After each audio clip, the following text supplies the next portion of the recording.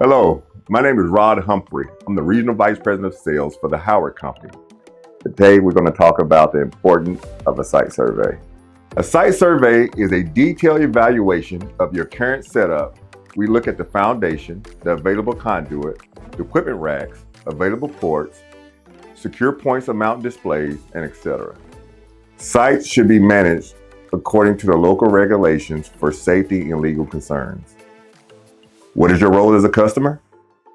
A company owner or general contractor is requested to make site decisions, grant access to the building, and understand the full scope of the install. Surveys are important for pre-existing buildings. Do not assume the previous establishment was up to code or efficient. Site surveys are important to save time and money.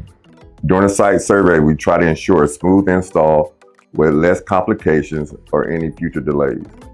Prevent issues customers may not have noticed, and eliminating the need to demolish or rebuild later. Request a site survey today.